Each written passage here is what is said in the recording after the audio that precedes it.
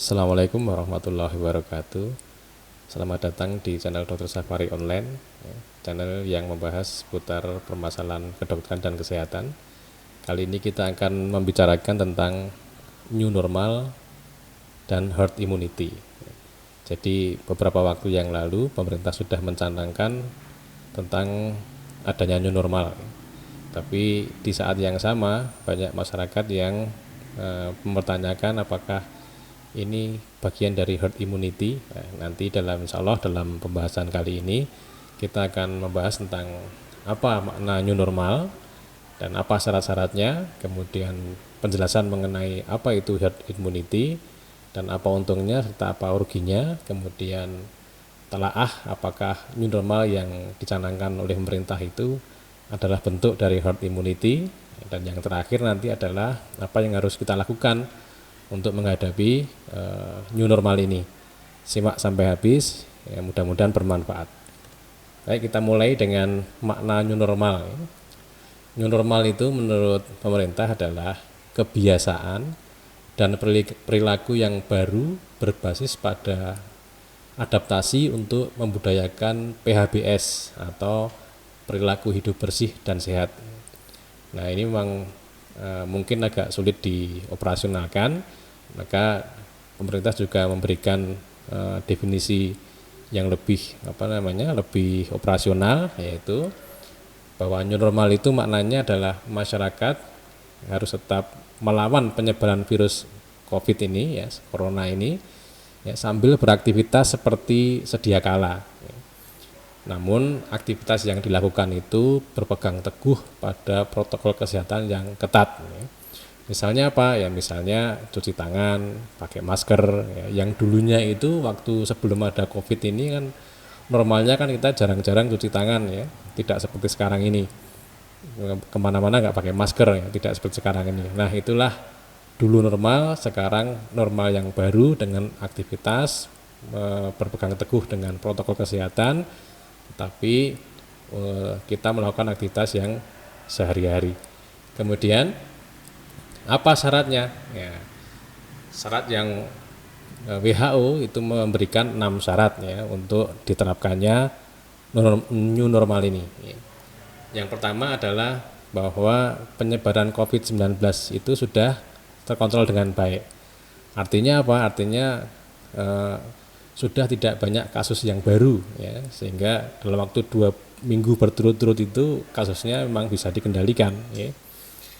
Yang kedua adalah kapasitas sistem kesehatan itu memang sudah mumpuni, ya, bisa mendeteksi, bisa merawat, ya, dan seterusnya. Jadi memang sistem kesehatan sudah baik, ya, mampu untuk menangani COVID-19 ini, ya.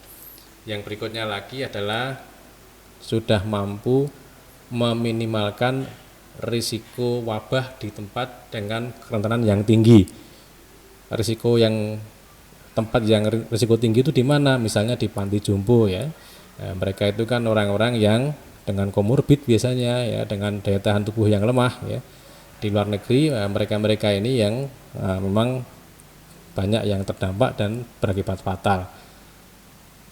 Berikutnya lagi adalah adanya pencegahan penularan di tempat kerja, ya, misalnya menerapkan jaga jarak, ya, pemberlakuan shift yang sedemikian rupa sehingga bisa dilakukan jaga jarak, gitu, ya. Kemudian penyebaran kasus impornya itu, ya, imported case-nya itu bisa dikendalikan, ya. Dan yang di luar daerah, luar negeri itu bisa dikendalikan agar tidak masuk ke wilayah kita. Nah, yang terakhir ini yang juga pokok adalah adanya peran serta masyarakat, ya. Karena kalau tanpa ada peran serta dari masyarakat untuk mendukung program new normal ini, maka new normal ini tidak akan bisa terjadi. Pemerintah Indonesia, ya, memberikan syarat-syarat new normal sebagai berikut, ya. Kriteria pertama yang paling pokok itu adalah dari dasar epidemiologisnya, ya. Artinya bahwa angka reproduksinya atau angka reproduksi efektifnya itu kurang dari 1 selama 2 minggu berturut-turut, ya. Jadi memang ini manifestasi dari perwujudan dari yang syarat pertama dari WHO tadi, ya, bahwa COVID-nya ini sudah tertangani dengan baik, ya, terkontrol dengan baik. Kriteria yang kedua adalah kapasitas kesehatan yang mumpuni, ya, artinya kemampuan fasilitas kesehatan, sumber daya kesehatan baik dari sisi fasilitasnya maupun sumber daya manusianya itu mampu untuk menangani kasus-kasus yang baru yang terjadi. Nah, yang ketiga itu adalah kemampuan untuk surveillance, ya, artinya kemampuan tesnya itu memang sudah sedemikian baik. Kemudian kita masuk contoh, ya, contoh negara yang sudah melakukan new normal, ya. Jepang, ini contohnya Jepang, ya, telah melakukan new normal, ya, setelah semua syarat-syarat yang ditetapkan itu terpenuhi, ya. Nah, bahkan mereka itu sudah melakukannya 1 pekan lebih awal dari target yang direncanakan semula, ya memang bisa, ya. Ya, kita masuk ke makna herd immunity, ya. Jadi ada beberapa makna, ya, ada penafsiran, tapi intinya sama, yaitu adalah yang pertama proporsi individu yang kebal atau yang imun terhadap suatu penyakit infeksi tertentu pada suatu populasi. Ini makna yang pertama. Makna yang kedua adalah ambang batas dari individu yang kebal yang mengarah pada penurunan terjadinya risiko infeksi di komunitas, ya. Jadi ambang batas tertentu, ya, ambang batas berapa orang yang kebal untuk melindungi populasi yang rentan. Nah, yang ketiga adalah definisinya pola kekebalan yang bisa melindungi populasi dari infeksi baru, ya. Itu ada beberapa makna, tapi yang jelas intinya adalah herd immunity itu adalah jika sebagian besar populasi atau anggota kelompok masyarakat itu kebal terhadap suatu penyakit, maka kelompok lain yang rentan terhadap penyakit itu bisa terlindungi secara tidak langsung oleh masyarakat atau kelompok individu yang sehat. Itu makna dari herd immunity. Bisa didapat dengan 2 cara, ya. Yang pertama dengan cara vaksinasi. Ya, ini memang awalnya istilah herd immunity itu memang dari vaksinasi, ya. Jadi cakupan vaksinasi minimal yang dibutuhkan, ya, untuk melindungi masyarakat yang lain yang rentan yang tidak melakukan imunisasi. Nah, itu namanya herd immunity. Tapi juga bisa dengan cara terinfeksi dulu. Jadi kalau nggak ada vaksinnya, nggak ada obatnya, ya, nanti kalau sebagian besar, ya, kira-kira 70-90%, secara kasar, ya, ini tergantung dari angka penularannya, ya. Kalau 70-90% anggota masyarakat itu sudah terinfeksi dan kemudian kebal terhadap penyakit itu, maka orang-orang lain atau anggota masyarakat yang lain yang belum terinfeksi dan rentan itu bisa terlindungi. Nah, itu ada 2 bagaimana herd immunity itu didapat. Berikutnya, ini contoh, ya, dengan gambar, ya. Yang warna hijau yang sebelah kiri itu adalah orang-orang yang kebal, ya. Warna yang kuning itu adalah warna untuk menggambarkan orang-orang yang rentan, ya. Bila yang hijau-hijau itu banyak, ya, maka yang rentan ini yang warna kuning itu bisa terlindungi jika ada suatu penyakit, ya, sehingga nanti yang sakit tidak banyak, ya. Yang sebelah kanan itu yang hitam-hitam hanya 1. Tapi kalau tidak ada herd immunity, maka yang kena bisa banyak. Begitu. Nah, apa untungnya dengan herd immunity? Ya memang mudah dilakukan karena memang nggak mengeluhkan apa-apa. Jadi kalau kasus COVID-19 ini misalnya kalau dibiarkan saja, ya, nanti yang tertular biar tertular, yang tidak ya alhamdulillah gitu misalnya, ya memang mudah dikerjakan. Dan relatif murah, ya, dibandingkan dengan jika kita melakukan tindakan-tindakan yang lain, ya. Dan ekonomi tetap jalan, artinya dengan adanya herd immunity ini, ya, nanti ekonomi tetap jalan terus, gitu. Itu keuntungannya. Nah, kerugiannya apa? Ya, kerugian dari herd immunity itu adalah bahwa satu, kekebalan yang didapat bukan kekebalan imunologis. Artinya apa? Artinya dia itu seseorang yang rentan itu terlindungi dari suatu penyakit infeksi karena orang lain yang kebal, sedangkan dirinya sendiri tidak kebal. Jadi ini masalah. Artinya apa? Artinya kalau suatu saat dia itu pergi ke luar daerah atau kebetulan berdekatan atau kontak erat dengan penderita COVID-19 misalnya, maka dia bisa kena. Tetap masih bisa kena karena dia sendiri tidak kebal ya. Yang berikutnya adalah sangat dipengaruhi oleh perilaku komunitas ya. Perilaku komunitasnya bagaimana? Apakah pergerakan mobilitas orang di komunitas itu sangat tinggi misalnya, ataukah kebiasaan komunitas yang sering kumpul-kumpul misalnya. Nah itu jadi bisa mempengaruhi dari herd immunity ini. Jadi kalau sangat begitu ya tetap saja nanti herd immunity akan jadi tidak terlalu efektif ya. Kalau sering banyak kumpul, mobilitasnya tinggi ya herd immunity tidak terlalu efektif. Yang berikutnya adalah risiko untuk menimbulkan catatan kematian. Ya, artinya apa? Artinya kan kalau kita menunggu banyak orang dulu yang terkena penyakit, baru kemudian nanti muncul herd immunity lah, yang sakit itu kan tidak semuanya sembuh dengan baik ya, tidak semuanya OTG ya, tetapi kan ada yang sampai masuk rumah sakit ya, ada yang sampai meninggal dunia ya. Nah ini risikonya. Yang berikutnya lagi, nah kalau banyak orang yang sakit dan perlu perawatan ya, maka sistem kesehatan bisa lumpuh gitu ya, rumah sakit bisa kewalahan gitu. Dan herd immunity itu tidak bersifat selamanya ya. Maksudnya bagaimana?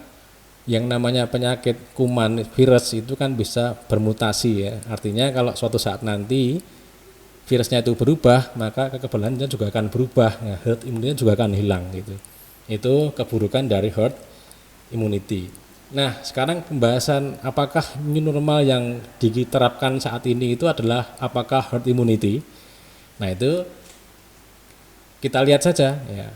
Ketika new normal itu dilakukan dengan memperhatikan syarat-syaratnya ya. Tadi kan ada 6 dari WHO ya, diterjemahkan oleh pemerintah Indonesia ya dengan 3 syarat pokok tadi ya. Ya, kalau diterjemahkan masih banyak lagi yang 3 pokok tadi, tapi intinya kan itu. Nah, kalau itu benar-benar diterapkan ya, nah maka new normal yang dicanangkan oleh pemerintah itu adalah herd immunity, bukanlah herd immunity. Sebaliknya, kalau memang new normal itu hanya sebatas timeline saja, artinya tanggal sekian, pokoknya apapun yang terjadi tanggal sekian ini dibuka. Kemudian tanggal berikutnya, seminggu berikutnya kalau apapun yang terjadi yang lain lagi dibuka. Nah, kalau hanya sebatas itu maka ini new normalnya ya herd immunity ya. Tapi selama new normalnya itu menerapkan atau memperhatikan syarat-syaratnya ya, maka new normal itu bukanlah herd immunity yang dikhawatirkan oleh masyarakat ya. Nah, pertanyaannya apakah seperti itu yang dimaksud pemerintah? Ya ternyata bukan ya. Jadi dari juru bicara kalau yang kita dapat di webnya Satgas Covid itu ya, itu pemerintah melalui ketua gugus tugasnya ya, gugus tugas COVID-19 ya, sudah menyampaikan tidak akan menerapkan herd immunity ya. Nah, apalagi dulu beberapa waktu yang lalu ada webinar di Fakultas Kedokteran Universitas Muhammadiyah Surakarta yang menghadirkan pembicara dari ID Sukoharjo dan Dinas Kesehatan Kabupaten Sukoharjo ya. Ketika ditanya bagaimana penerapan new normal di Sukoharjo ya, di Kabupaten Sukoharjo ya, ternyata di sana melibatkan memperhatikan syarat-syaratnya betul ya. Jadi yang saya tahu di Kabupaten Sukoharjo implementasinya adalah yang seperti itu. Tapi intinya yang seperti saya sebutkan tadi ya, bahwa kalau new normal itu memperhatikan syarat-syaratnya maka new normal itu bukanlah herd immunity yang dikhawatirkan. Kemudian apa yang mesti kita hadapi dalam menghadapi new normal ini? Nah, yang paling pokok bagi kita adalah patuhi protokol kesehatan secara ketat dan disiplin ya. Artinya seperti syarat yang terakhir dari WHO yang tadi disebutkan ya.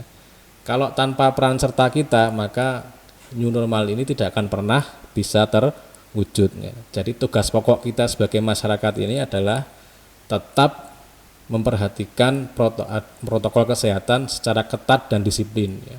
Apa saja ya, cuci tangan, pakai masker ya, dan seterusnya.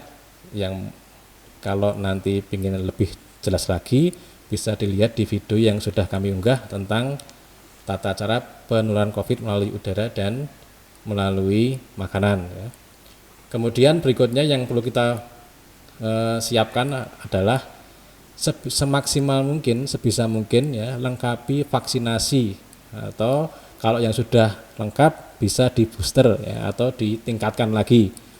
Kenapa kok perlu vaksinasi? Yang pertama, vaksinasi itu nanti yang terutama vaksin campak ya, influenza ya, pneumonia ya, terutama apa? Karena untuk mencegah kita dari terinfeksi campak, influenza dan pneumonia.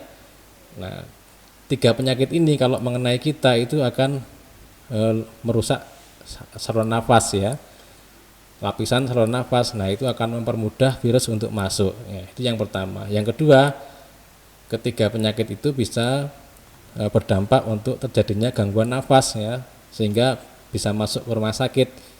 Nah, kalau sudah masuk rumah sakit yang seharusnya tadi dipakai untuk penanganan COVID-19 ya, dipakai untuk yang selainnya ya, ini akan membebani.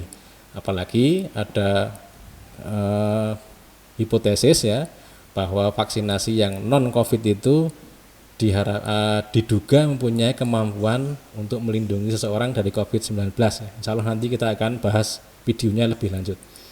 Yang berikutnya adalah tingkatkan daya tahan tubuh kita ya. Tingkatkan daya tahan tubuh dengan apa? Dengan olahraga, dengan makan makanan yang bergizi ya, dengan vitamin, trace elemen gitu ya. Insya Allah nanti juga akan kita bahas video-videonya.